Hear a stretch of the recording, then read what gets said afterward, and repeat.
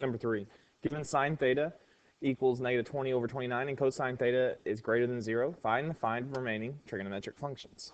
All right, so first let's remind ourselves, sine is y, because the song says psi y cos x, tangent is y over x. So specifically, sine is y over h. Anytime we have just one letter, it's with the silent h.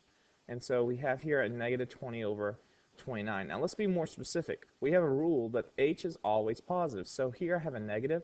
The negative has to belong with the y. So I'm going to move the negative from being out there in the middle to up here with y. So now I know that y is negative 20 and h is positive 29, because again the rule is that h is always positive. Now this is telling me that cosine theta is greater than 0. Said another way, cosine according to the song is x, so x is greater than 0. So that's what we know there. Now to find this, we'll do the Pythagorean theorem. And so to visually give you an idea of what's happening here, we have a graph where y is negative 20 and cosine's positive, which means this: if we were to look at a triangle that was placed, the negative 20 would refer to going down 20 units, like that, but the x is going to be positive this way. So I'm going to go, I don't know how far this way, but I do know I'm going to go down 20 units, and we always connect to the x-axis. So I'm not going to connect it to the y over here.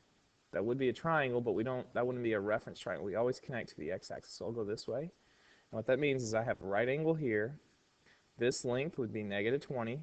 Goes down 20 units. That's my y. My h is 29. And my x is some positive value. Now to solve for it, we'll do the Pythagorean theorem. We know that x squared plus y squared will equal our h squared. According to the problem, we do not know x squared, but we do know that y squared is negative 20, or excuse me, that y is negative 20, so we'll square that. And we know that h is 29, so we'll square that. Now, honestly, I don't need the parentheses on this one. I do on this value if I want the right amount. So since these are larger numbers, we'll make sure we don't mess up. Let's go to the calculator. Now, I believe negative 20 squared will be 400.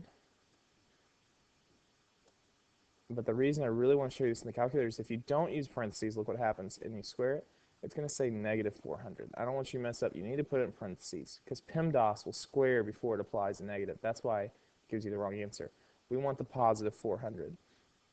So we have x squared plus 400 will equal, we need to find out what is 29 squared. Since there's no negative, the parentheses does not matter. It's 841. And so to solve this, what we'll do is we'll take away the 400 from both sides, and we'll have that x squared equals 441. And note now, to get rid of a square, we always do a square root, but the rule is that anytime you apply a square root that's not originally there, it needs to have a plus or minus.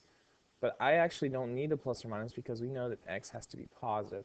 So I'm going to take the square root of 441, and that is 21. So my x equals positive 21. Now that I know that, I can find my 5 remaining functions. So we already know that sine theta is negative 20 over 29. Now the cosine theta, that would be x over h. X is 21, h is 29, so it would be 21 over 29. Tangent theta is y over x. Make it look a little bit more like a 9. Let me try this again. That's 29. Tangent is y over x. It would be negative 20 over 21. CSC, sine's reciprocal, would be negative 29 over 20. Again, it doesn't necessarily matter where you put the negative. Cosine's reciprocal is secant. And so we'd have 29 over 21. And finally, cotangent would be negative 21 over 20. And these would be my answers here.